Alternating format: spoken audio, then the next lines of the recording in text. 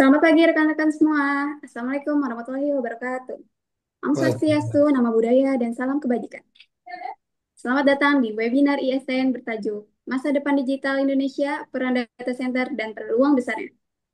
Dengan pembicara kita yaitu Pak Asari Abidin selaku Kaprodi Teknik Informatika dan Sistem Informasi.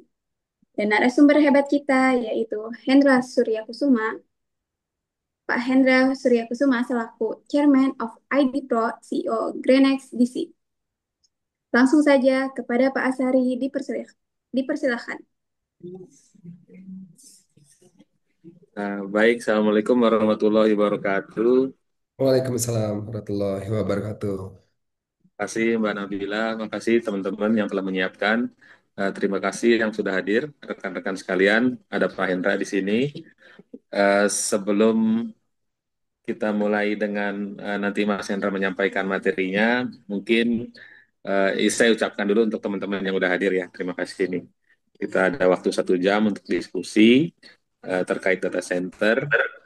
Nanti sambil menunggu rekan-rekan yang lain juga kita berjalan. Sebelum kita mulai, izin membacakan CV dari Mas Hendra. Udah siap. Eh, Mas Hendra sebagai co-founder ID Pro, Indonesia Data Center Provider Organization, jadi asosiasi penyedia data center yang didirikan tahun 2016 ya, Mas Hendra, bersama Pak Toto Sugiri, Prof. Muli, kemudian Pak Richard Kartawijaya, dan Pak Teddy Soekardi. Betul, Kemudian 2019 diangkat sebagai Ketua Indonesia Data Center ID Pro, dan anggota ID Pro adalah para pemimpin industri data center Indonesia. betul, Itu apa organisasi yang cukup berat-berat nih anggotanya nih. Salah satu tujuan dari ID Pro adalah menjadi mitra strategis pemerintah Indonesia dalam meningkatkan keandalan data center di Indonesia dengan memiliki standar data center Indonesia. Ini memang tugas yang berat dari organisasi asosiasi ini. Mas Hendra juga sebagai Komisaris Faset Indonesia, PT Gerbang Aset Digital, yaitu sebuah perusahaan yang berfokus pada blockchain. Perusahaan ini diundang dalam acara B20 pada November 2022 sebagai salah satu-satunya perusahaan terkait blockchain. Luar biasa. Pada Desember 2021, sebagai pemimpin negara Faset dan bersama dengan Profesor Jai Mubarak mendirikan Asosiasi Blockchain Syariah Indonesia (ABSI) pada kuartal kedua 2022. ABS ini menjembatani studi blockchain dan cryptocurrency dengan para pemangku kepentingan. Agenda utama dari kajian tertutup dan dengar pendapat terbuka dengan para pemangku kepentingan untuk membahas blockchain dan cryptocurrency. Ini memang isu-isu yang disruption-nya sangat tinggi ya Mas Hendra, dan ya, khusus di area yang syariahnya ya Pak, ya Mas. Nah, betul, Mas Hendra juga adalah co-founder Eliteri, yaitu PT Data Sinergi Tamajaya. Salah satu pencapaian terbesar adalah menjadi data center tier 3 pertama yang disertifikasi oleh Uptime Institute tahun 2012. Wah, ini termasuk yang awal nih Mas ya. awalnya Untuk nih. belum cerita data center ya. Ya, Eliteri menjadi pemimpin pasar di sektor pasar modal di Indonesia dengan menyediakan infrastruktur TI yang andal dan layanan terkelola. Eliteri saat ini menangani 142 pelanggan enterprise dan 500 sumber daya cloud serta menjangkau memantau jaringan 1.200 situs di seluruh Indonesia. Elektri Go Public 6 Januari 2023. Jadi Betul. Mas Hendra pernah bawa satu perusahaan sampai Go Public nih ya. Hmm. Pada tahun 2011, nah ini mungkin yang agak lama sebelumnya, lulus dari Founder Institute. Jadi ini luar biasa, ini organisasi inkubasi terbesar yang berbasis Silicon Valley ya, termasuk Pak Peter Thiel dan kawan-kawan juga ya, yang Iya. berkontribusi dalam memperluas pengetahuannya di Indonesia, di industri IT global. Nah, itu pada tahun yang sama, Mas Hendra juga mendirikan Eliteri, PT Data Sinergita Majaya. Eliteri menjadi mitra dari Amazon Web, Google Cloud, Fujitsu, dan menyediakan infrastruktur TI Cloud kelas dunia kepada kliennya. Nah, ini kayaknya belum semua saya sempat baca nih Mas Hendra, ini masih panjang deh. Tapi Soalnya untuk masih panjang. persingkat waktu, hari ini kita minta Mas Hendra sharing mengenai potensi pengembangan digital Indonesia dan peran data center, which is Mas Hendra sangat intens. Kita lihat itu banyak sekali di media sosial, wajahnya bermunculan karena banyak memang kegiatannya saya lihat juga di ID Pro sangat padat ya gitu ya. Dan ini makasih nih udah hadir Mas Hendra ya. Alhamdulillah. Terutama Terima kasih bisa sudah. sharing dan ngomporin ini adik-adik mahasiswa juga nih yang hadir. Insya Allah Dan insya Allah bermakar nih ya. sebelum sebelum start Mas Hendra ya nih alhamdulillah ISTN kebagian rezeki ini diajak Mas Hendra untuk menjawab tantangan shortage dari SDM terkait data center yang sangat minim di Indonesia nih, yang kelihatannya udah banyak padahal sebenarnya kebutuhannya jauh lebih banyak lagi gitu dan peningkatannya luar biasa.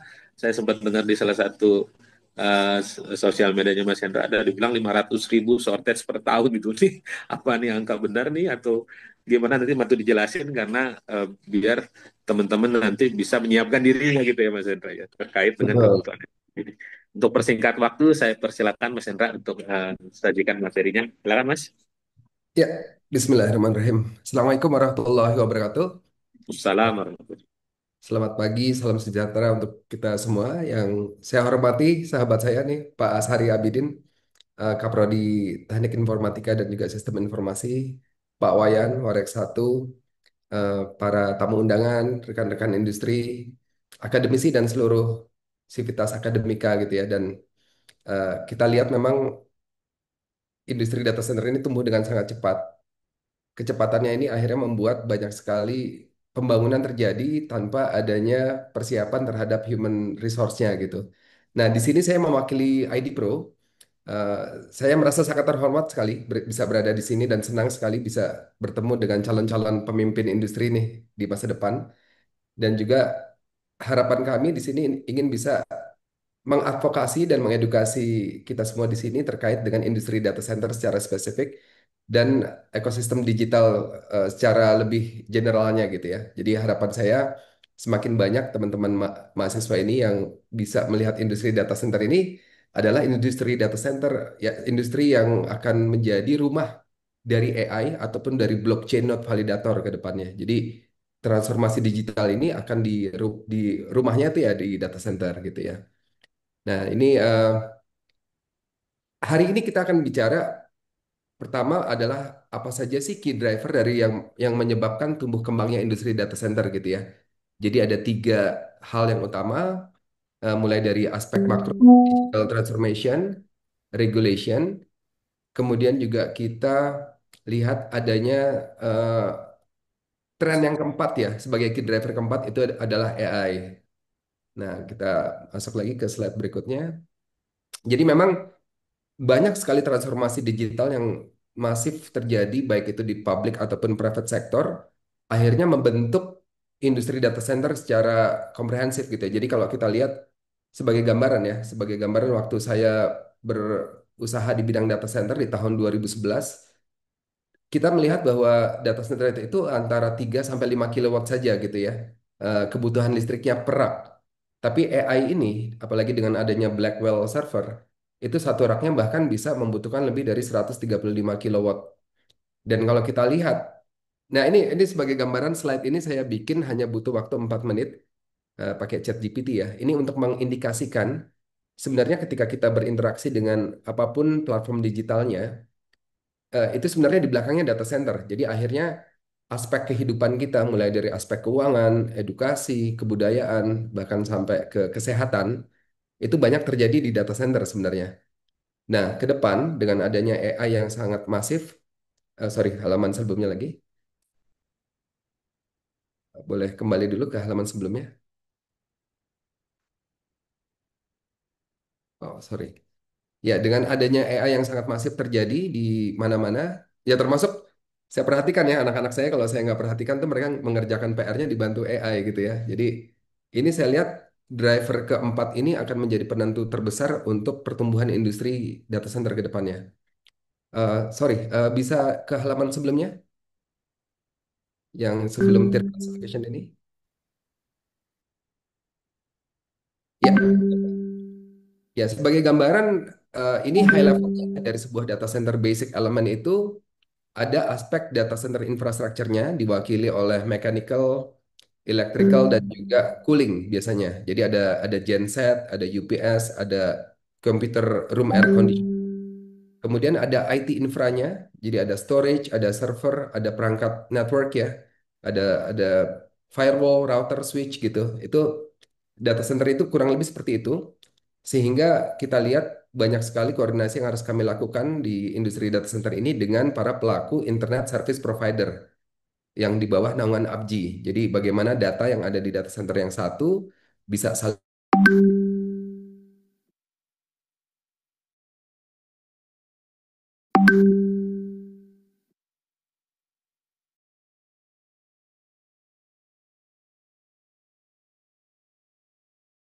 teman-teman ada yang pernah datang itu bentuknya seperti pabrik sebenarnya. Jadi tidak seperti bangunan kantor biasa karena listrik yang dipergunakan di sebuah data center itu rata-rata besar. Ya, kita lanjut.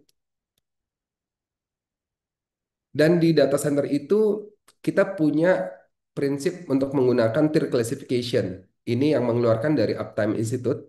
Jadi tier ini melambangkan availability level dari sebuah data center ya. Jadi ada tier satu yang paling rendah sampai tier 4 yang paling kompleks gitu. Jadi kalau di data center industri, khususnya ID Pro, rata-rata itu kita di tier 3 dengan konteks yang namanya concurrently maintainable. Jadi ketika ada perangkat mechanical, electrical, ataupun cooling yang rusak, ketika di maintain atau di repair tidak boleh menyebabkan downtime. Jadi jalur distribusinya itu harus aktif dan alternatif. Kalau di tier 4 itu dia sudah harus aktif-aktif. Jadi kalau sampai di level rack ada dua PDU yang masuk ke sana, dua PDU itu harus aktif dan aktif gitu. Nah, ini tier 3 itu kalau dari data Turner and Townsend untuk membangunnya 1 megawattnya itu butuh antara 10 sampai 11 juta dolar. Jadi kalau data center itu 10 megawatt berarti dia butuh kurang lebih 110 juta dolar untuk membangunnya di luar tanah. Itu jadi 10 sampai 11 juta dolar ini hanya aspek core and shell, bangunan, mechanical, electrical dan cooling gitu. Ya, kita lanjut. Nah, juga dalam konteks size-nya, eh, di data center industri ini beda-beda ya. Jadi ada yang disebut micro data center, jadi cuman satu rak gitu ya, misalnya di kantor-kantor cabang BPR, perbankan gitu ya. Itu kita nyebutnya micro data center. Listriknya kecil, antara 50 sampai 100 kilowatt. Ada juga small data center, powernya kurang lebih 1 megawatt. Nah, yang paling besar itu namanya hyperscale data center, powernya kurang lebih di 100 megawatt. Jadi angka megawatt ini representing IT load gitu ya. Jadi berapa banyak kebutuhan IT di generate oleh si data center itu gitu. Tentunya untuk kebutuhan fullnya lebih besar lagi gitu kan ya. Karena tidak hanya IT load kan, di sana ada cooling juga, ada listrik untuk penerangan gitu ya. Jadi sebenarnya kurang lebih 30% sampai 40% lebih besar listriknya. Ya, kita lanjut.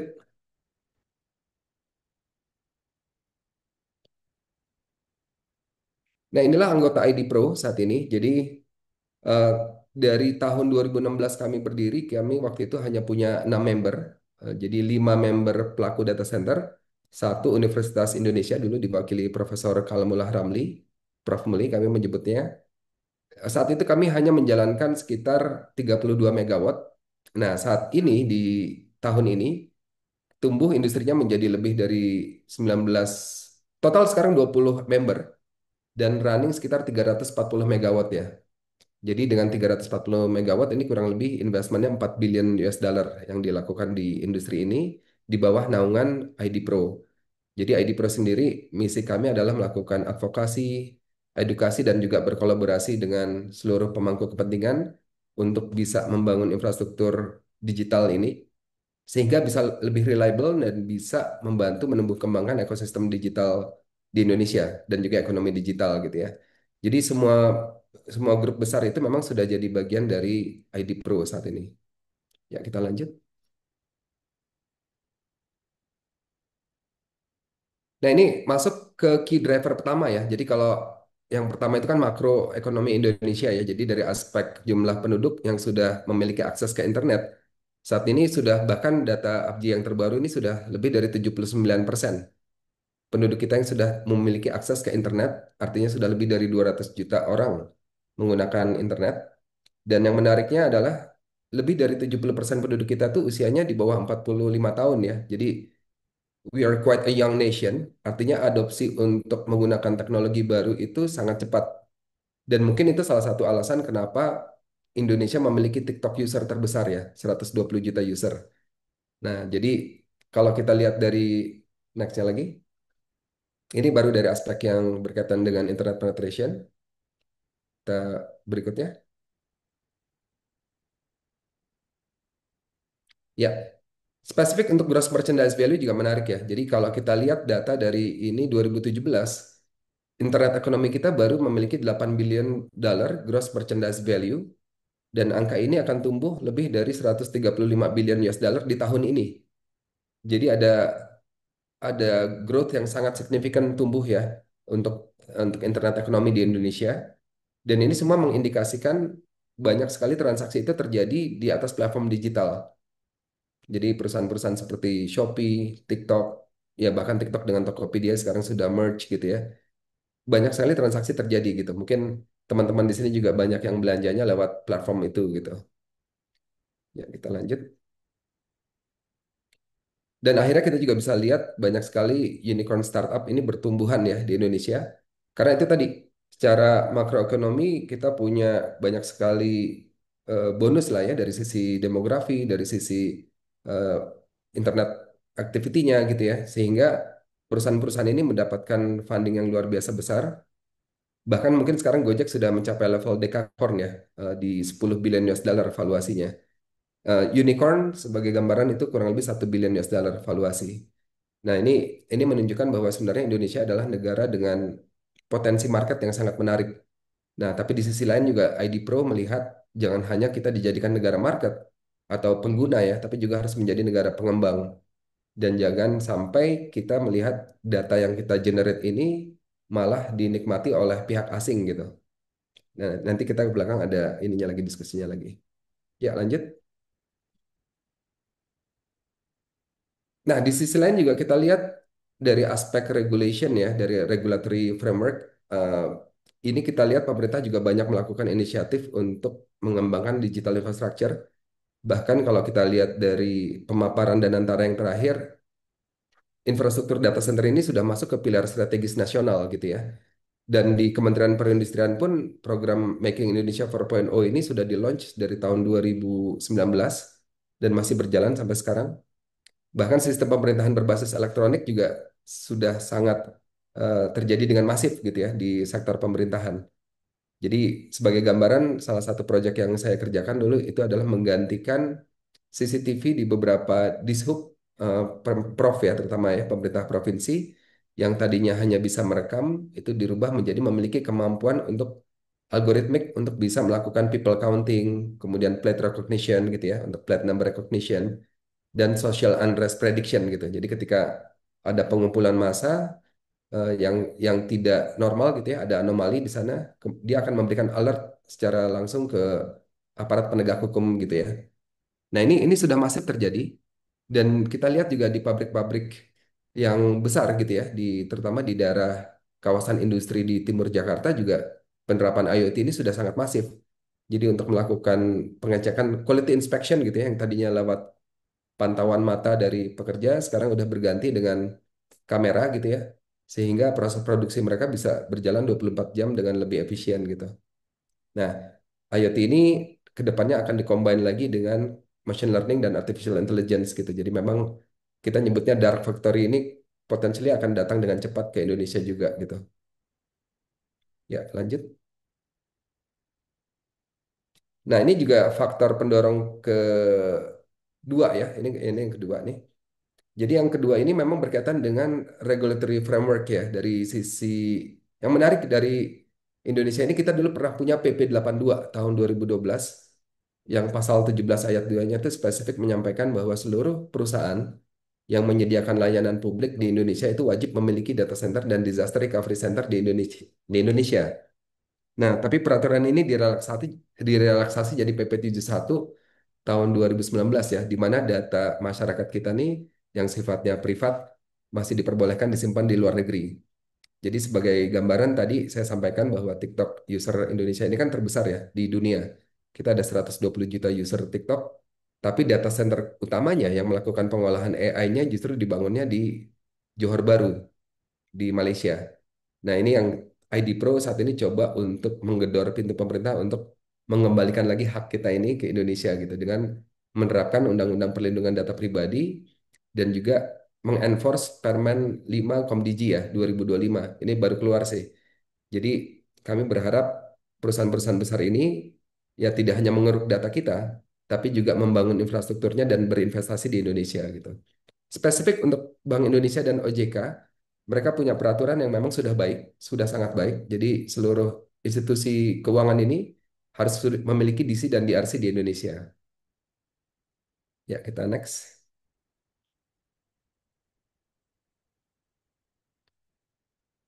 Ya, jadi akhirnya dengan adanya PP 82 itu dan juga peraturan BI dan OJK, perusahaan-perusahaan ini sudah mulai memigrasikan infrastruktur IT-nya ke Indonesia dari 2012 ya.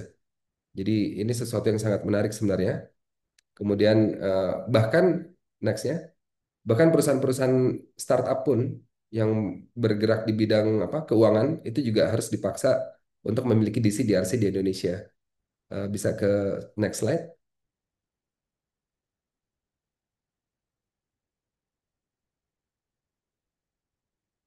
Ah, sorry. Nah, slide sebelumnya. Ya, yang ini nih. Ini fintech-fintech sebenarnya adalah fintech startup, tapi tetap diwajibkan untuk memiliki DC dan DRC di Indonesia. Data center dan disaster recovery center di Indonesia gitu ya. Nah, di sisi lain juga kita next slide. Kita juga memiliki potensi UMKM yang sangat besar.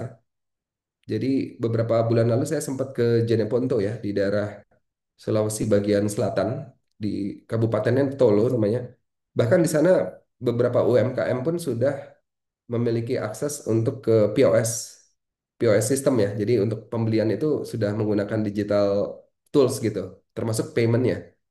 Bisa ke next slide ya. Ya, jadi kalau kita lihat di sini banyak perusahaan-perusahaan kecil dan menengah dari dari total yang mungkin ini datanya agak lama. Saya yakin tahun ini kita memiliki lebih dari 65 juta UMKM ya. Kalau di combine mulai dari aspek yang big enterprise sampai yang micro. Nah, kalau kalau saya lihat sudah banyak sekali yang melakukan transformasi digital itu di level middle dan small enterprise. Jadi jumlah karyawan sudah di atas 100 orang, automatically mereka berpindah ke digital transformation untuk melakukan eh, HR gitu ya, HR sistemnya sudah didigitalkan, kemudian juga pembayaran juga gitu. Nah, inilah yang menyebabkan kenapa Google dan Amazon juga banyak mendapatkan keuntungan dari sini karena perusahaan-perusahaan itu tidak lagi ingin membeli IT infrastructure, tapi mereka membeli langsung layanan cloud-nya saja gitu. Karena menghilangkan capex-nya gitu ya, menghilangkan biaya investasinya diganti langsung dengan biaya OPEX dan biaya operation expenditure ini juga menjadi pengurang pajak gitu jadinya. Ya, kita lanjut. Nah, ini juga menarik ya kalau dari kacamata kita ada ketimpangan yang luar biasa terjadi ya dari sisi data center ini ya. Jadi sebagai gambaran di Indonesia saat ini, oh, oke kita mulai dari 2019 dulu ya. Saat itu kita cuma punya sekitar eh, di 2019 itu sekitar 80 megawatt ya kurang lebih ya. Nah, kemudian di tahun 2021 tumbuh jadi 120-an megawatt. Saat ini Indonesia memiliki kurang lebih total di 520 megawatt. Singapura jauh lebih memiliki data center yang kapasitasnya besar. Dia 1,3 gigawatt di tahun ini. Sementara kalau kita bandingkan dengan jumlah penduduknya, ini timpang nih. Penduduk kita jauh lebih besar, internet ekonomi kita dari konteks gross merchandise value juga jauh lebih besar. Artinya ini ada capital flight sebenarnya terjadi. Dan inilah yang kami di ID Pro bersama dengan Kementerian BKPM, Komdigi, Kemenko Infrastruktur dan juga dari Kementerian Perindustrian mencoba untuk eh, mengadvokasi ya bahwa ini ada case yang serius di mana sebenarnya ini harusnya dibangunnya di Indonesia gitu. Tapi memang kita harus secara jujur juga menyadari bahwa sebenarnya ease of doing business index di Indonesia ini masih sangat rendah ya kalau dari global indexnya. Jadi di Indonesia ini kita berhadapan dengan regulator yang tidak mudah, ormas di lapangan, dan juga tidak ada fiskal insentif yang mencukupi untuk para investor ini tertarik untuk bangun di Indonesia gitu. Jadi inilah yang kami advokasi di industri ini agar bisa investment ini masuk ke Indonesia. Karena kalau investment ini masuk ke Indonesia, ini akan sangat align dengan strategik naratif Pak Prabowo untuk bisa GDP kita growth di 8%. Karena tadi pembangunan infrastruktur data center ini sangat mahal gitu ya biayanya. Ya, kita next lagi.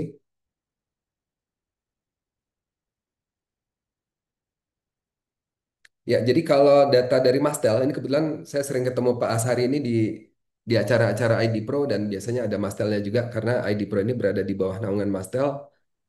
GDP contribution kita di tahun kemarin tuh sudah reach 172 miliar ya. Eh, sorry, triliun harusnya itu. Itu angkanya triliun karena harusnya 12,2 billion US dollar.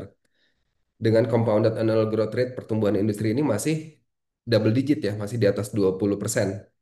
Jadi kalau diprediksi di tahun 2030 ini dari yang sekarang kita di 512 megawatt, industri ini akan tumbuh menjadi sekitar 2,3 gigawatt dan kalkulasi itu atau formulasinya masih di luar konteks AI sebenarnya.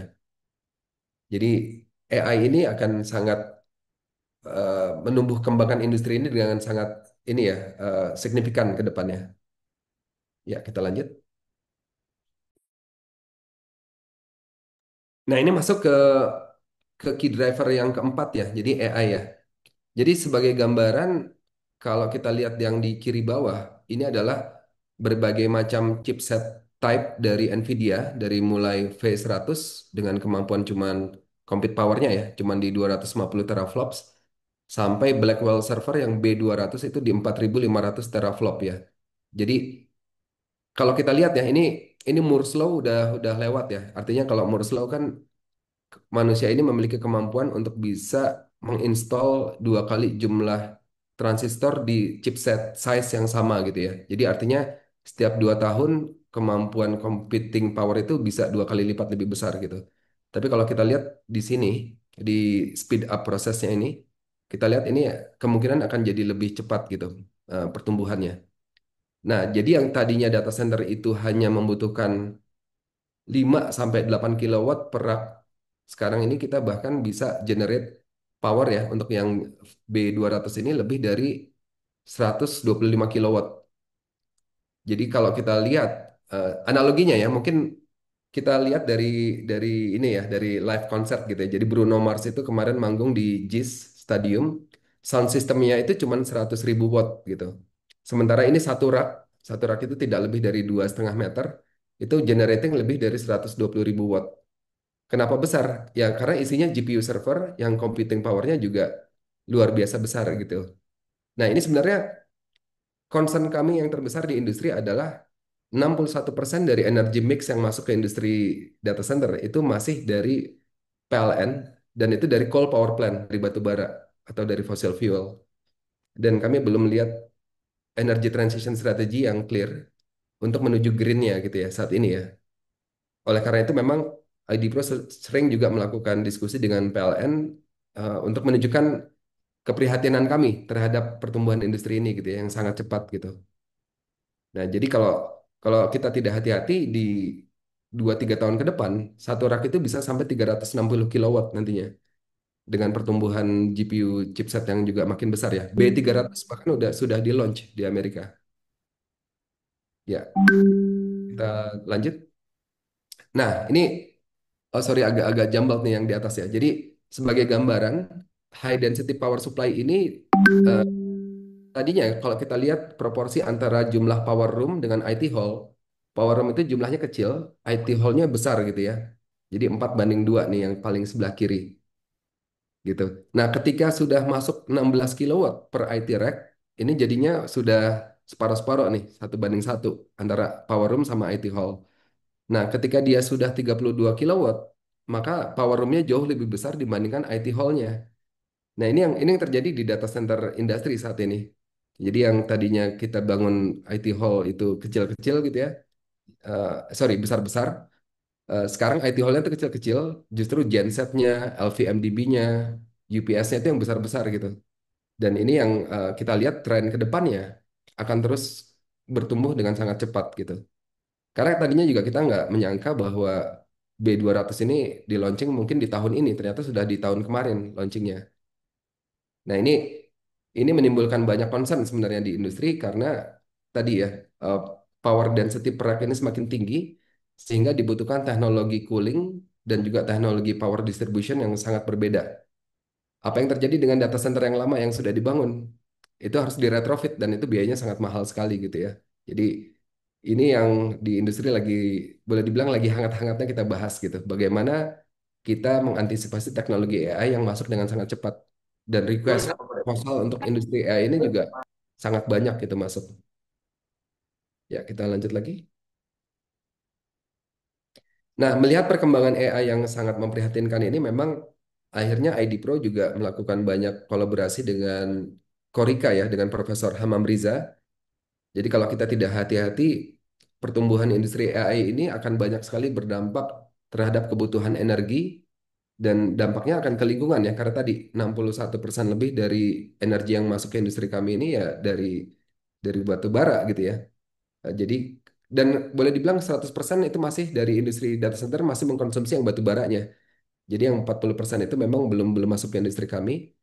Adapun kami mengakalinya dengan cara kami beli Renewable Energy Certificate namanya.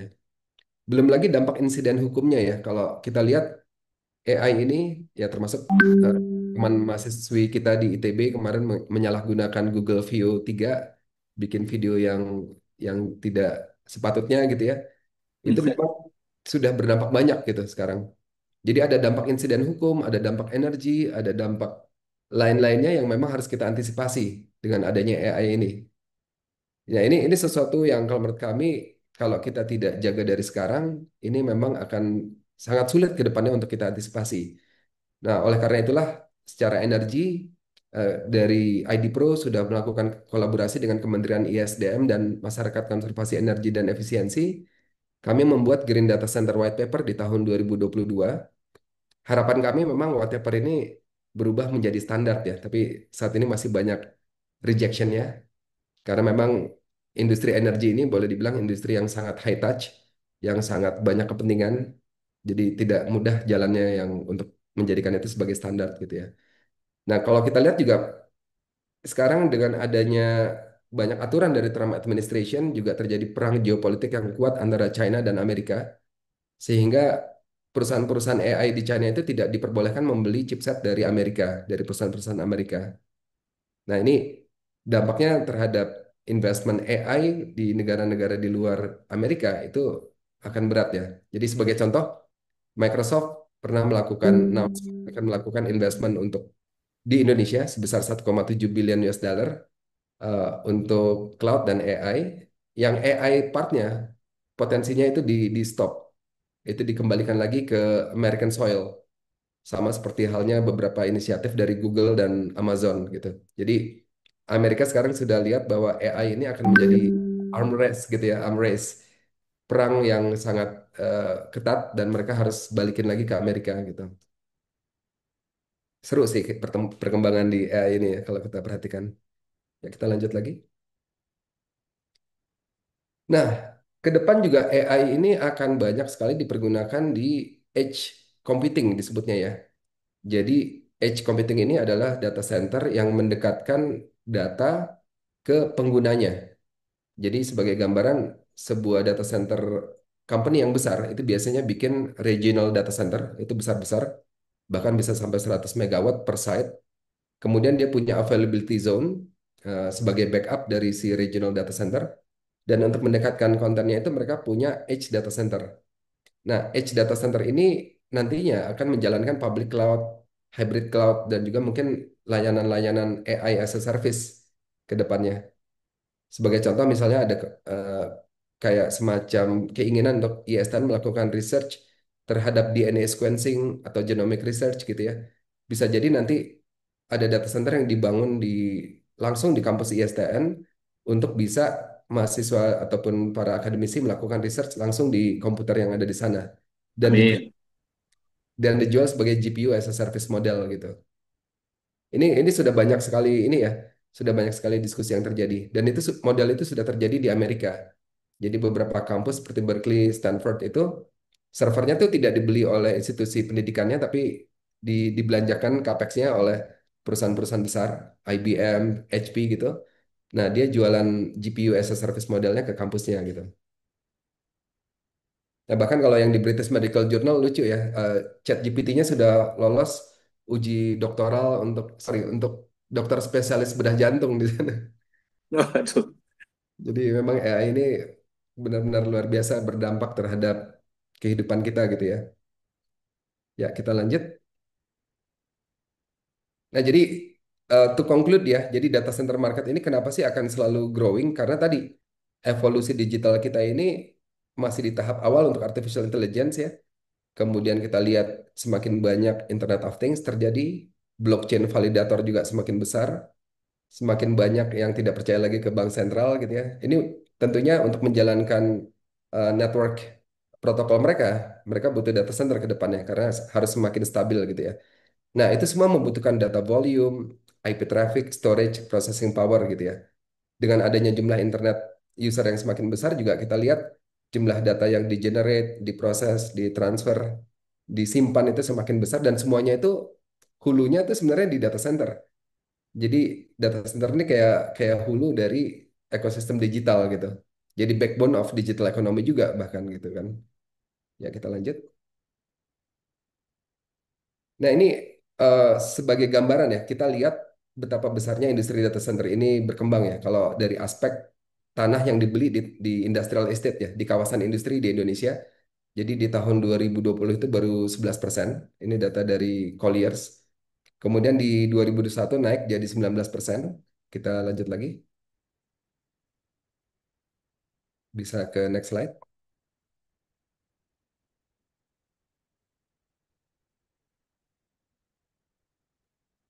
Next slide, Mbak Novi. Ya, nah mungkin sampai 2023 ya. Di tahun 2023 industri data center itu bahkan sudah mendominasi ya pembelian lahan di kawasan industri 42%. Jadi manufacturing, kemudian otomotif itu malah mengecil gitu. Jadi ada sesuatu yang mengindikasikan bahwa industri ini adalah industri masa depan karena dia memang jadi rumahnya AI, jadi rumahnya payment gateway, jadi rumahnya blockchain node validator gitu ya. Nah, ini kalau kita perhatikan juga banyak konglomerasi grup yang masuk ke industri ini. Ada Salim, ada Sinarmas yang saat ini saya sedang bantu grup mereka gitu ya. Kemudian Jarum juga ada rencana masuk ke industri ini gitu. Ya, kita lanjut. Nah, yang menarik ini ya. Jadi kalau spesifik yang sedang salah satu data center yang sedang saya bangun tuh yang di Batam. Jadi kalau dilihat di sini indikasinya di tahun 2025 data center yang akan dibangun kan 147 megawatt ya di Batam. Ini ternyata akan naik lebih dari dua kalinya. Karena salah satu pemain data center besar dunia namanya BW Digital bangun 120 megawatt hanya di satu site gitu di Batam. Jadi kita lihat Batam itu menarik karena memang dia memiliki special economic zone ya. Jadi ketika kita bangun data center di sana, itu tidak ada import duty, tidak ada tax, dan perizinannya relatif lebih mudah dan tidak ada ormas sih di Batam ya dibandingkan di daerah kawasan industri di Jawa Barat gitu. Ya kita lanjut lagi. Nah, melihat perkembangan ini akhirnya ID Pro sebagai mitra strategis Kominfo dan Komdigi ya sekarang kita membuat SNI Pusat Data 8799. Ini kami berangkat dari banyak sekali kunjungan kami ke beberapa government institutions ya. Jadi mereka bilang bahwa ini data center, waktu kami lihat ini hanya server room, jadi perlu dibikin semacam standar nasional Indonesianya. Ketika mereka nyebut ini data center itu harus eh, mengikuti framework seperti apa sih gitu ya. Dari aspek infrastrukturnya, aspek operationnya, dan juga aspek auditnya. Kurang lebih itu. Ya, kita lanjut lagi. Kemudian juga di 2022, seperti tadi saya sampaikan, kita launching yang disebut Green Data Center White Paper. Di dalamnya ada 4 pilar utama. Jadi pilar pertama terkait dengan power supply dan CO2 emissionnya. Jadi kita berharap PLN juga bisa mentransmit energi yang lebih bersih ke industri ini di starting tahun 2026. Yang kedua itu terkait dengan energi efisiensinya. Yang ketiga water utilization-nya. Karena memang dengan adanya AI ini kami tidak lagi bisa menggunakan air cool technology, tapi harus pindah ke liquid cool technology karena peraknya udah lebih dari 32 kilowatt gitu ya. Jadi sangat tidak efisien kalau dia menggunakan air cooled gitu dengan Freon system gitu ya. Nah, yang keempat ini environmental aspect. Jadi kalau kita tidak hati-hati sebenarnya data center ini seperti yang terjadi di Johor Baru, mereka banyak sekali mengambil air sehingga industri yang lain seperti di sana kan ada kelapa sawit ya, akhirnya kekurangan air gitu dan terjadilah moratorium tidak boleh bangun data center baru lagi nih di Johor Baru mungkin sampai tahun 2025 akhir ini karena airnya berkurang gitu.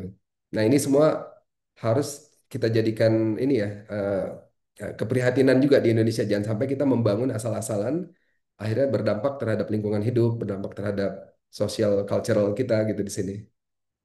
Ya, kita lanjut lagi.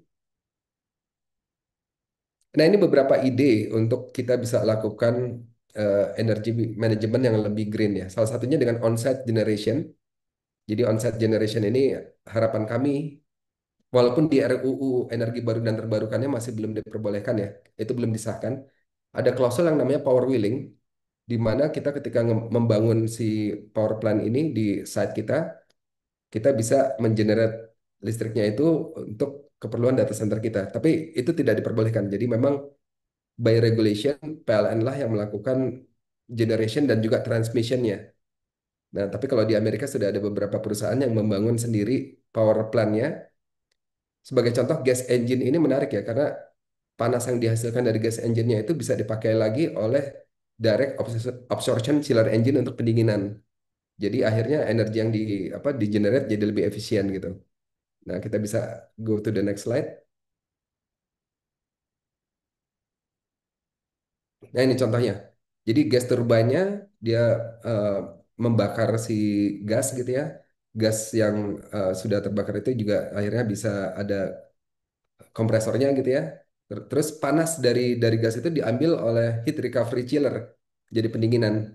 Jadi ada listrik yang dihasilkan dan juga ada dingin yang di output gitu ya. Nah, inilah banyak dari para pelaku data center itu berharap bisa melakukan ini. Tapi memang by regulation masih belum bisa. Ya, lanjut. Ada juga yang disebutnya immersion cooling atau direct to chipset ya. Jadi si servernya itu dibenamkan di cairan yang non statik. Ini tujuannya adalah untuk meringankan biaya pendinginan. Nah, jadi sayangnya memang baru teknologinya baru bisa dilakukan untuk storage yang modelnya solid state drive ya. Kalau untuk spindle dia belum bisa. Ada juga yang sebelah kanan itu direct to chipset. Jadi yang didinginkan itu langsung di level servernya gitu, prosesornya. Nah, ini di Indonesia masih belum umum dua hal ini.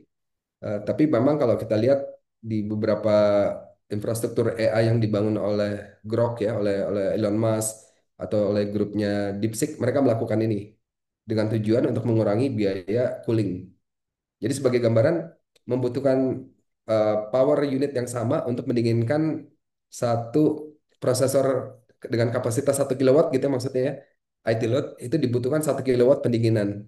Nah, AI ini yang sangat besar power capacity-nya harus didinginkan dengan cooling yang harusnya lebih kecil lagi untuk membuat biaya lebih efisien, energi juga lebih efisien gitu.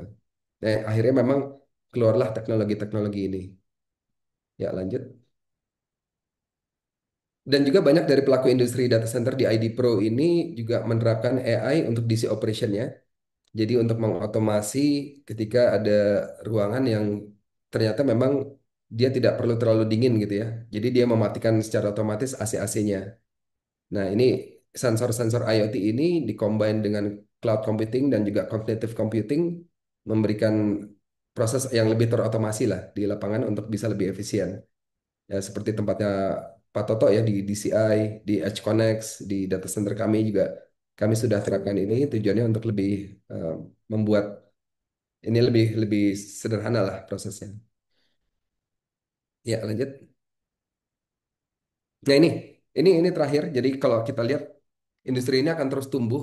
Jadi yang paling berat itu adalah bagaimana kita bisa lebih efisien dalam penggunaan energi, bagaimana juga time to market lebih cepat karena kebutuhannya semakin cepat sekarang, dan bagaimana ketika sudah terbangun kita bisa scalability-nya juga cepat gitu ya, fleksibel. Dan yang mungkin yang baru nih di industri kami 3 tahun terakhir ini, yang dulunya kami fokus hanya di physical security, sekarang kami harus lebih fokus ke cyber security. Jadi memastikan seluruh perangkat yang kami pasang ini tidak ada spyware-nya, tidak ada backdoor gitu ya. Dan SOP-nya ini juga harus kita jaga terus dengan continuous improvement. Dan yang terakhir menjaga reliability-nya. Bagaimana data center ini secara SOP, MOP, EOP ini, apa emergency operation procedure-nya terjaga dengan baik sehingga dia sangat reliable gitu. Ya, ini terakhir dari saya sih. Slide terakhirnya thank you kayaknya. Ya, terima kasih atas kesempatannya Pak Asari dan teman-teman semua di sini. Semoga memberikan pemahaman yang lebih komprehensif ya mengenai industri data center ya. Baik, Mas Hendra, luar biasa nih. Sebelum itu saya plus dulu deh. Ini Terima kuliah kasih. 2 SKS sendiri nih kayaknya nih, Mas. Oke. Luar biasa. Dengan senang Saya hati. coba a bit summary gitu ya dari overall nanti yang dibicarakan tadi gitu. Siap. Oh ya tadi ChatGPT-nya berbayar atau yang gratis tuh Mas Hendra? Kayaknya yang berbayar tuh tadi Saya bagus banget. berbayar, saya berbayar. Saya pakai dari zaman beta ya, dari tahun Iya, 2022. keren-keren itu banyak membantu ya. Anyway, tadi 10 sampai 11 juta dolar per 1 megawatt Mas ya. Berarti dengan Iya, existing 346, udah lebih tadi terakhir 500 ya. 500. 500 megawatt berarti sekitar 7 billion US dollar nih ya kalau secara Betul. perhitungan luar biasa ya. Yang 320 megawattnya tuh anggota ID Pro. Oh, ID Pro ya ya ya. Ya, Iya, oh, jadi di luar ID Pro sendiri ada yang 520 ya. Ada juga oke. 100-an, ya 200-an megawatt ya. Oke, oke. Tadi juga ada yang saya highlight tuh dorongan IoT ya. Saya juga kemarin kita ngomong AI aja, tapi IoT sendiri kan membuat data jadi mesin to mesin ini ya, mesin to mesin communication ya. Artinya supply data ke data center makin besar gara-gara IoT juga mas ya. Sensor begitu banyak ya. Betul, betul. Oke. Kemudian tadi yang agak serem juga itu ternyata dark factory sebentar lagi masuk juga ya Mas Hendra ya. Dan ini Sudah kelihatannya kejadian ya. udah kejadian. Di beberapa Beberapa. pabrik Unilever dan grupnya Ya. ini ya, Danone saya perhatikan sudah menggunakan AI yang sudah dikombin dengan IoT-nya mereka ya. Berarti yang teman-teman ada ini pengurangan pegawai di level pabrik itu kemungkinan besar mengarah ke sana kelihatannya ya. Aduh, Betul, betul. siap, siap, siap. Dan tapi itu menambah consumption dari kebutuhan data center semakin tinggi kan ya. Itu benar-benar signifikan ya kalau dark factory karena kan semuanya udah mesin ya. Oke. Betul. Kemudian yang ini menarik ya, ada PP 82, tapi tadi Mas Hendra nggak mention PP 71-nya gitu ya, kelihatannya. Iya, Atau saya terbalik ya, intinya dulu kita udah mewajibkan lokal, tapi ternyata dibuka lagi bisa internasional, padahal nanti nggak cuma masalah sovereignty, masalah new oil-nya juga, terus masalah konflik kalau ada temuan ya Mas ya, itu agak sulit juga kalau kita nggak localize semua data itu ya. betul. Nanti di komen Mas Edi saya coba summary, kemudian including DC dan DRC juga di Indonesia. Jadi ya ini masalah kedaulatan perlu kita bicara lagi ya. Tapi tadi di Jeneponto ternyata environment digitalnya juga udah mulai solid ya Mas ya, even di daerah gitu ya. Tadi Mas Hendra lihat Betul. sendiri ya. Very Saya good, sempat very sempat good gitu. underestimate ya, ternyata cafe shop di sana sudah digital payment juga terima gitu. Terus kemudian tadi tren OPEX ya, ini tidak terhindarkan. belanja-belanja capex semakin berkurang. Tapi yang bikin sedih tadi ketimpangan capital flight ya, aduh, penduduknya 200 juta dilawan penduduk yang cuma 6 juta, tapi secara utilisasi megawatt juga jauh kita masih di bawah ya. Jadi PR luar biasa. Data-data TikTok ternyata di sana ya Mas ya, sebanyak itu di sini. Oke, Iya, kemudian AI tadi drive utama dari eh, peningkatan industri data center ini. Kemudian ternyata Hukumor juga udah kelewat nih. Dulu saya selalu mention, tapi gara-gara percepatan data data center ini ternyata udah lebih dari 18 bulan Mas, bukan kan 18 bulan dia dua kali lipat kan. Kelihatannya iya, dari data center makin lebih cepat. iya, Dan tadi GPU server ya ini membuat juga data center consumption energinya semakin tinggi itu.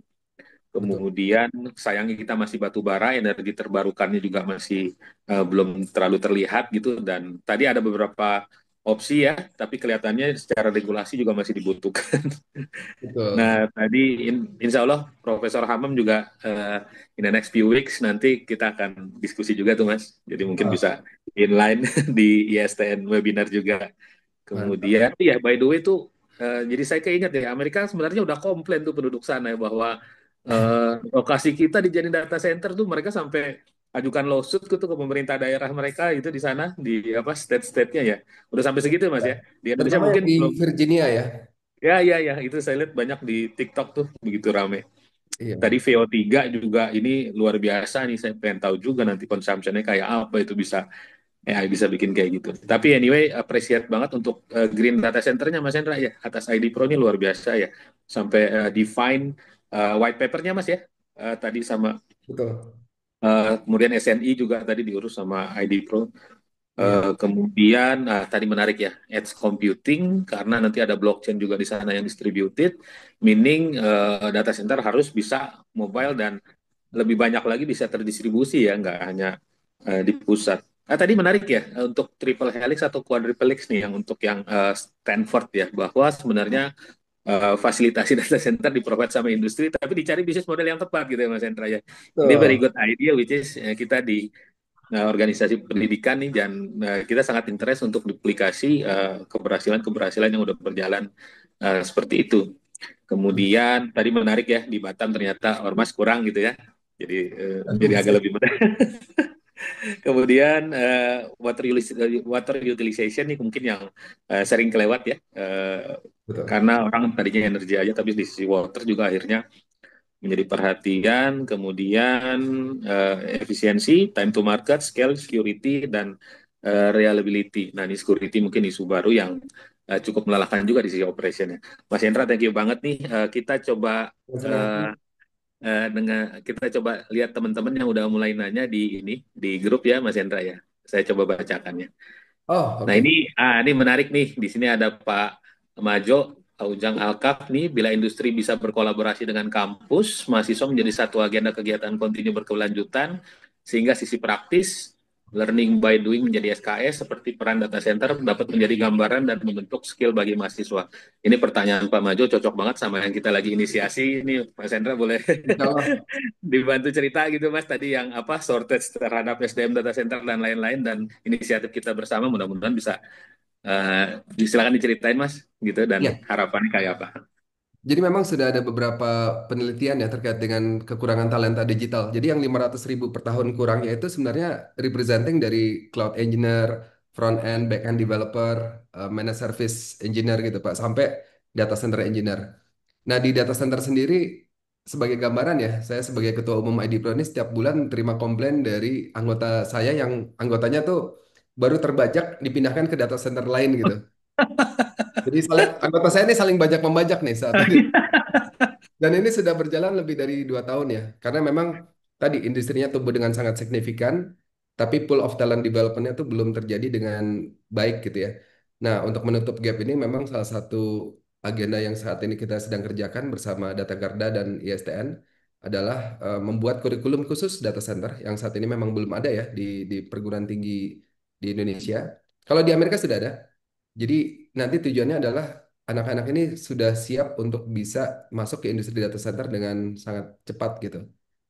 Karena kalau kita lihat background para pelaku industri data center ini memang rata-rata dari electrical dan mechanical engineer gitu ya. Nah, Ya. tapi untuk kami ngambil langsung dari dari kampus yang sekarang itu memang masih butuh waktu lagi sekitar 1 tahun untuk mereka sampai paham secara komprehensif gitu. Nah, ini kami mau coba accelerate dengan bikin program kurikulum khusus di ISTN dengan Data Garda dan kita juga sedang menggandeng Schneider ataupun Legrand untuk bisa jadi bagian dari inisiatif ini gitu. Waduh, keren nih Mas, insya Allah ya. Dan apa, secara data Garda sendiri kelihatannya next year itu udah ada spesifik kebutuhan yang urgent juga ya Mas ya, atas kontrak-kontrak Nah, barunya ya. kalau kalau di bisnis kan problemnya dua ya, supply side sama demand side gitu ya. Jadi demand Ya, side ya, ini kebanyakan gara-gara Data Garda ini berpartner dengan Sinarmas. ya. Sinarmas ini kebanyakan uang ya, jadi dia lagi senang banyak bikin ini data center jadinya. Nah, Luar jadi biasa. ini aja di yang Batam saat ini kita sudah deploy sekitar 48 tim engineer kami sedang beroperasi di Batam. Hmm. Kemudian mereka juga ada rencana bikin 60 megawatt di Jakarta, ready untuk tahun depan. Dan beberapa data center itu mereka akan bikin edge di seluruh Indonesia. Jadi secara paralel nih akan banyak sekali membangun nih Sinar Mas Group. Luar biasa ya. Mudah-mudahan nanti yang kita akan bikin, kita akan buat yang masalah kita stretch malah jadi S1 gitu Mas. Jadi dia komplit talent dari sisi data center gitu supaya bisa nempel sama industri beneran, dalam hal ini dengan Data Garda dan teman-teman anggota ID Pro maupun di luar ID Pro juga ternyata masih beberapa yang belum aktif join ke ID Pro gitu Mas ya. Betul, betul. Siap, siap, siap. Dan hopefully nanti kita bisa sinergi di sisi itu ya. Harapannya memang walaupun misalnya kita start dari sekarang, tapi dalam prosesnya mereka bisa magang di sana, mereka bisa project pun di Data Garda, jadi bisa langsung dilibatkan di industri gitu ya, Mas. Betul. Siap. Kita coba lihat pertanyaan berikutnya. Di sini ada dari Pak Riyadi nih. Bagaimana hitungannya sehingga retrofit fasum lama lebih tidak ekonomis dibanding dengan bangun baru? Apakah saat mau migrasi ke tier tinggi, infrastruktur dibuat dari awal lagi? Mau di pencerahannya Mas Hendra? Ya, tadi ya seperti yang saya sampaikan, jadi misalnya sebuah data center yang usianya sudah di atas 10 tahun ya, itu rata-rata kemampuan dia untuk bisa generating perak itu tidak lebih dari 5 kilowatt gitu ya. Hmm. Nah, ketika dia ingin dinaikkan menjadi 32 kilowatt, pertama yang harus benar-benar diperhatikan tuh apakah cukup space-nya untuk kita bisa menempatkan perangkat yang lebih besar kapasitasnya. Jadi kalau kita lihat dari aspek cooling saja itu sudah banyak perubahannya. Nah, ketika Hmm. cooling dirubah ataupun power distributionnya dirubah dengan power yang lebih besar ya tentunya ya. Jadi misalnya tadinya 10 rak isinya per rak itu di 3 kilowatt, berarti kan 30 kilowatt ya. Kita naikkan menjadi 30 kilowatt per rak gitu ya. Itu kan jadi jauh sekali ya pertumbuhannya. Nah, perubahan-perubahan infrastruktur ini bahkan bisa berdampak terhadap civil work-nya juga gitu, terhadap bangunannya juga dan floor loading juga. Dan ketika terjadi pembangunan bisa jadi harus ada cut off time gitu ya. Jadi Hmm. untuk sebuah perangkat itu diganti dan dipasang yang baru gitu. Nah, berarti kan harus memindahkan dulu infrastruktur existing ke tempat yang baru atau yang lainnya gitu. Nah, jadi kalau dari pengalaman kami, dari beberapa kali pengerjaan sifatnya retrofit, itu memang costnya jadi lebih mahal per 1 megawattnya dibandingkan kalau kita build dari nol, dari desain yang disebutnya greenfield ya, dari benar-benar tanah kita bangun itu jauh lebih murah. Kenapa? Karena memang dari day one kita sudah memikirkan aspek PUE levelnya, water utilization-nya, dan juga aspek kilowatt peraknya gitu. Mudah-mudahan bisa memberikan gambaran dan juga menjawab pertanyaan tadi ya. Ya, yang berikutnya Mas sebenarnya apa ya tantangan terbesar bagi pemain baru yang ingin masuk ke bisnis data center di Indonesia, di Hmm. luar masalah ormas katanya nih, dan bagaimana kolaborasi dengan asosiasi atau regulator bisa membantu membuka jalan. Jadi untuk pemain baru Mas, tipsnya apa nih? Ya, tadi ya, challenge terbesar kita memang berkaitan satu dengan energi. Ini memang banyak sekali diskusi yang kami lakukan dengan Kementerian SDM dan juga PLN terutama untuk bisa mendapatkan renewable energy dan juga mendapatkan fiscal insentif kalau kami menerapkan green energy technology di data center kami. Karena saat ini belum dapat any insentif gitu ya. Yang kedua itu memang berkaitan dengan data sovereignty atau digital sovereignty di industri ini. Jadi seperti yang tadi saya sampaikan, akhirnya pelaku industri data center itu juga melakukan investment ke aspek logical security-nya. Yang tadinya kan cuma di Hmm. physical security, sekarang kita masuk ke cyber security. Oh iya. Yang ketiga tadi lack of pool of talent ya. Jadi ya mau nggak mau kita harus menyiapkan dana lebih besar. Bahkan beberapa pemain data center di Indonesia ini merekrut tenaga kerja asing nih dari negara-negara yang memang sudah kuat data center industrinya ya, kayak dari Australia, Singapura gitu. Nah, yang keempat itu mungkin one of the biggest barrier ya. Tadi biaya pembangunannya itu 10 juta dolar per 1 megawattnya. Jadi memang dibutuhkan biaya investment yang besar sekali dan itu di luar tanah. Jadi 1 megawatt saja udah nyampe 100 miliaran lah kurang lebih ya, 115 miliaran gitu. Nah, ini kan angka yang boleh dibilang cukup challenging untuk menjadi pemain baru di industri data center. Ditambah lagi pemain data center yang lama itu sudah memiliki interconnectivity yang baik atau internet Hmm. yang sudah mature gitu ya sifatnya. Thanks Mas Hendra. Ini yang berikutnya dari Bu Pivit nih. Bu Vivit menanyakan kalau dari paparan tadi, kurikulum seperti apa yang harus ada perombakan nih kira-kira dari kami, dari YSTN. Kemudian mata kuliah apa yang penting nih, beliau dari elektro nih kebetulan. Kalau mengenai kurikulum mungkin bukan kapasitas saya ya, tapi yang jelas memang saya lihat electrical engineering department ataupun mechanical engineering department sebuah kampus itu sudah sangat baik untuk kita jadikan platform untuk memberikan pengajaran khusus spesifik di data center. Ya, Kalau kalau tidak salah tim tim saya sudah bicara juga dengan Pak Ardi dan Pak Asari ya untuk udah, ya, ya, ya, ini ya. Nah, ya. yang gapnya mungkin Pak Asari yang bisa jawab nih malah. Baik, nanti Bu Pipit kita update mengenai progres dari kurikulum ini sedang diupdate. Kemarin Pak Ardi sempat bikin semacam rancangan, kemudian dari sisi Pak Mono dari Data Garda sedang melakukan review, terutama stretching yang tadinya beliau dalam fast pace 6 bulan di stretch menjadi S1 gitu ya Mas Hendra. Jadi nanti dibikin secara komprehensif. Di sini mungkin kita bisa diskusi lebih dalam lagi nanti Bu Pipit juga dan tim untuk membahas terkait kurikulum ini. Itu emang PR kita bersama. Tapi hopefully bisa kita catch up segera gitu ngelihat potensinya yang luar biasa ya Pak Hendra ya. Saya Amin. nanya juga kalian Pak Hendra nih biar ada gambaran ya. Teman-teman suka nanya kalau Ya. kita gap sama Singapura suka kejauhan ya. Kalau gap sama Malaysia itu kurang lebih ya seperti apa dan kira-kira untuk catch up itu gapnya apa dan berapa banyak gitu ya. Misalnya dari sisi SDM, dari sisi investasi, kalau ke Malaysia gitu gimana? Oke, spesifik Malaysia menarik ya Pak Asari. Jadi Ya. dulu ada Sultan Ibrahim, beliau tuh dulunya Sultan Johor baru saja. Jadi di tahun 2019 ketika terjadi moratorium di Singapura, beliau lihat ada opportunity yang besar untuk menarik data center dari Singapura itu dibangun di Johor Baru ya, di wilayah kesultanannya beliau. Nah, menariknya dia di 2024 Januari itu diangkat jadi yang di Pertuan Agung, jadi sultannya Sultan Malaysia. Jadi dia memberikan banyak insentif untuk para pelaku industri data center untuk bisa berinvestasi di tanahnya Johor Baru ya. Salah satunya itu adalah dengan memberikan Green Initiative Incentive. Jadi kalau kita menggunakan green energy, kita menggunakan teknologi energi manajemen, itu dikasih insentif yang jauh lebih besar. License atau pemberian izin itu cuman butuh waktu 1,5 bulan. Sementara di Indonesia itu kita butuh untuk bangun sampai detail engineering design. Jadi tidak hanya konseptual design ya, jadi sampai detail engineering design dan itu butuh 9 bulan dengan biaya yang sangat mahal karena si desainer data centernya itu sudah harus bikin topologi yang lebih detail gitu ya, sampai detail engineering design. Kemudian yang ketiga itu dia juga membentuk satu departemen khusus di pemerintahan Malaysia yang istilahnya semua investor ini hanya deal dengan satu departemen itu. Saya lupa Malaysian bersama digital apa gitu ya. Jadi untuk dealing dengan PLN sana tenaga berhard ya untuk dealing dengan si PDAM-nya Malaysia, dealing dengan Kementerian Perindustrian itu hanya di departemen itu saja dan itu memudahkan. Nah, di Indonesia kita lihat ini semua masih berjalan dengan sangat manual gitu. Jadi proses perizinan juga tidak mudah didapatkan ya, terutama untuk di luar kawasan industri ya.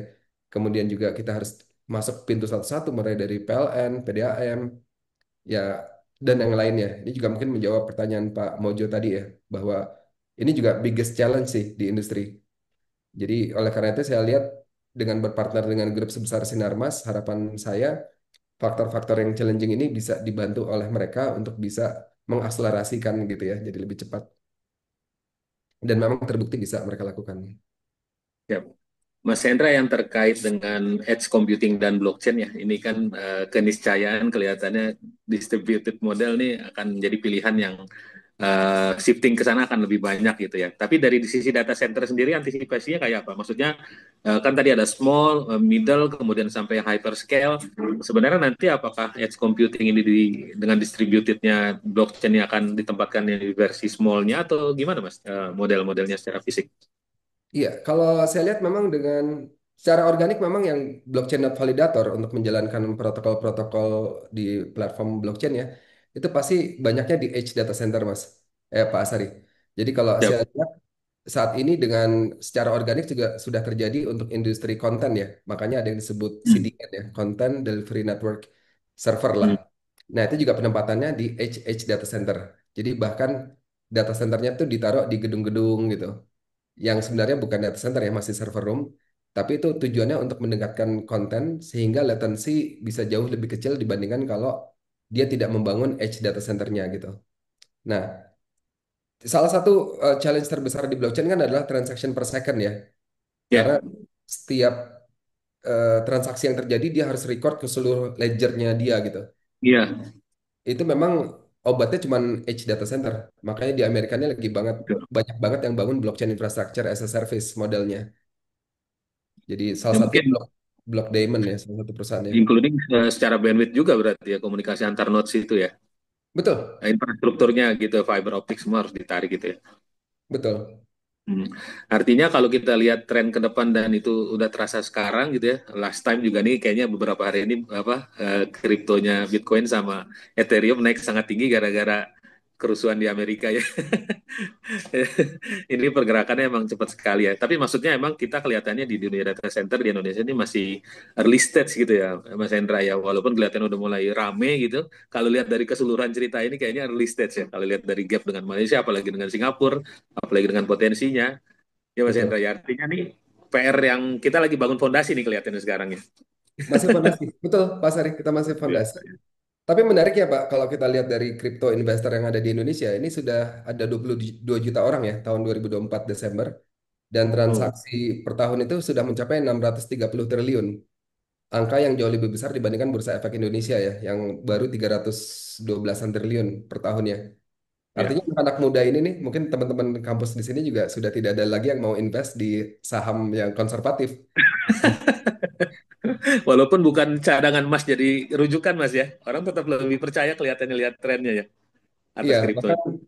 di di UAE, di United Arab Emirates kan mereka ada Kementerian Blockchain ya. Jadi memang Nah, mereka sudah memperbolehkan terjadinya gold tokenization. Jadi oke. bentuk digital dari gold itu di tokenize di blockchain platform gitu. Di sana Meaning bullion bank gitu ya Mas modelnya ya. betul.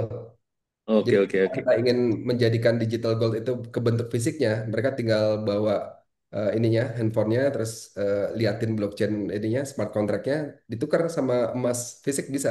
Kalau di Dubai sudah diperbolehkan ya. Artinya pegadaian potensi banget untuk shifting ke situ ya. Sangat, sangat. Ini yang saya lihat harusnya pemerintah lebih lebih banyak ke arah blockchainisasi ya dari apa yang mereka kerjakan secara bisnis as usual sekarang gitu. Iya iya iya. Dan itu salah satu tren dari apa shifting data center juga ya supaya bisa mengakomodir node-node yang akan semakin banyak bertebaran gitu ya Mas ya untuk validasi dan Betul. hyperledger segala macam. Yang tadinya mining node ini dilakukan secara ya apa ya tidak profesional lah ya ditaruh di rumah-rumah gitu. Potentially Nah, ketika sudah menjadi platform yang dipakai oleh banyak orang dengan transaction per second yang tinggi, mereka harus pakai data center juga gitu akhirnya. Dan itulah edge data ya. center continuum gitu ya saya lihat. Mas Hendra kalau saya terusin kayaknya sampai sore saya pasti banyak bertanya. Insya Nah, Allah kita tapi bisa gini Mas, bikin yang serupa lagi, Pak Asari. Mas Hendra, ya insya Allah. Sebelum di close nih mungkin atau saya open pertanyaan lagi, satu pertanyaan buat rekan-rekan yang hadir di sini mungkin ada yang mau disampaikan. Mungkin Pak Wayan, Prof. Bambang nih juga join di sini. Silakan kalau ada concern. Tapi kalau belum mungkin Mungkin aku nitip Mas Hendra mungkin kasih final wejangan nih, terutama buat teman-teman di kampus maupun baik tim pengajar maupun adik-adik mahasiswa gitu ya. Saya lihat nih luar biasa nih depan begitu besar challenge maupun opportunity-nya gitu, tapi what to do now dan apa yang kita harus lakukan secara konsisten itu seperti apa gitu Mas Hendra. Monggo. Iya, harapan saya sih dari diskusi kita hari ini untuk semua yang hadir di sini bisa lebih memahami industri data center dan juga melihat bahwa industri ini adalah industri strategis nasional ya. Ini yang kami sedang perjuangkan di ID Pro juga. Dan di sisi lain juga kita lihat ketika dia menjadi industri strategis nasional dan dia adalah industri yang power hungry, kita berharap kita bangun ini dengan penuh responsibility dan juga penuh dengan penimbangan terhadap aspek sustainability-nya gitu. Jadi kita ingin terus juga bersinergi ya dari ID Pro untuk membangun ekosistem data center ini menjadi lebih kuat, berkelanjutan, salah satunya bekerja sama juga dengan ISTN, sehingga Indonesia ini bisa berdaya saing global, tidak hanya di lokal gitu ya, atau di regional, tapi global. Saya juga berterima kasih untuk semua pihak nih, Pak Asari, Bu Sama-sama.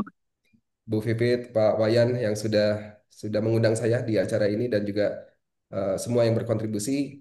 Harapan saya kita semua terus berinovasi dan jangan menjadi bangsa yang hanya bangsa marketing gitu ya, bangsa bangsa yang apa market saja, tapi juga bangsa pengguna inovasi dan juga pembuat inovasinya gitu.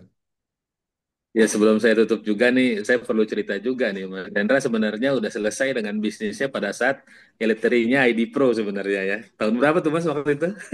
I- Eletrinya apa? IPO Eletrinya ya, IPO sorry. IPO tahun IPO berapa waktu itu? 2023 ya. 2023 dan ternyata juga apa nggak pakai konsultan khusus langsung Mas Hendra sendiri juga sama tim yang handle IPO-nya luar biasa sebenarnya secara bisnis mungkin ya agak bisa santai-santai gitu kelihatan Mas ya tapi kelihatannya mimpinya masih banyak ya Mas mimpi kedaulatan dan lain-lain gitu ya Mas Hendra ya Yang kedaulatan digital inilah yang bikin saya nggak bisa santai sih, Pak Sari. keren. Cyber security insiden kita luar biasa ya, dan ini harus Iya, kita iya. lakukan. Tapi kalau mau bisnis as usual sebenarnya sih agak udah beres lah gitu ya Mas. Amin, amin. Tapi ya itu maksudnya orang-orang kayak Mas Hendra ini yang perlu kita dorong sama-sama gitu dan kita semua semangatnya sama Betul. agar tema sovereignty ini walaupun kelihatannya apa kelihatannya simbolik banget kata-katanya tapi emang itu harus diperjuangkan ya Mas ya karena emang berat banget nih sekarang perang dunia ini adalah perang cyber wars kan Udah perang kalau kita data nggak sekarang. punya data di sini gitu datanya di tempat lain otomatis kita udah disandra gitu ya Mas ya Iya, hati sekali kita dengan data. baik Bu, baik. kita mau cek aku sekarang. Baik, Mas Hendra, terima kasih banyak nih Terima atas kasih supportnya semua ke ISTN nih teman-teman. dan apa luar biasa penyampaiannya. Mungkin nextnya izin lagi nih, mungkin kita bikin sesi yang lebih fokus nanti membahas hal tertentu. Mungkin kita bisa join juga. Tadi ada Prof Hamam, mungkin kita langsung bisa kolaborasi juga langsung dari sisi sudut pandang pengguna dari sisi AI maupun si fasilitasinya dari sisi data center yang kita bisa tektokan bareng juga mungkin itu bisa menjadi diskusi yang menarik gitu ya. Mas Insya Allah. Hendra, thank you banget buat teman-teman Data Garda dan ID Pro juga Terima kasih semua. dari kami sementara cukup dulu sampai di sini. Insya Allah bertemu di lain hari lagi dan terima kasih juga teman-teman yang udah hadir. Terima kasih. Assalamualaikum warahmatullahi wabarakatuh. Izin Waalaikumsalam. sambil lupa foto bareng kali ya. Oh ya, iya. Siap. Oke, Pak, saya bantu ya. Satu, dua, tiga. Oke, sekali lagi. Bentar, sebentar. Satu. Eh, Sebentar, Pak, agak lama. Satu, dua, tiga. Oke, sudah, Pak. Ya, Terima kasih. makasih. Terima kasih Makasih. ya, Bapak dan teman-teman. Terima kasih Pak Indra, Pak Sari. Terima Makasih kasih. Pak Fian. Ya, makasih Pak Asari. Makasih Pak. Makasih Pak Aryadi. Baiklah, kita akhiri webinar kita hari ini. Terima kasih rekan-rekan semua. Saya Bella, selaku MC hari ini. Pamit undur diri. Wassalamualaikum warahmatullahi wabarakatuh. Waalaikumsalam warahmatullahi wabarakatuh.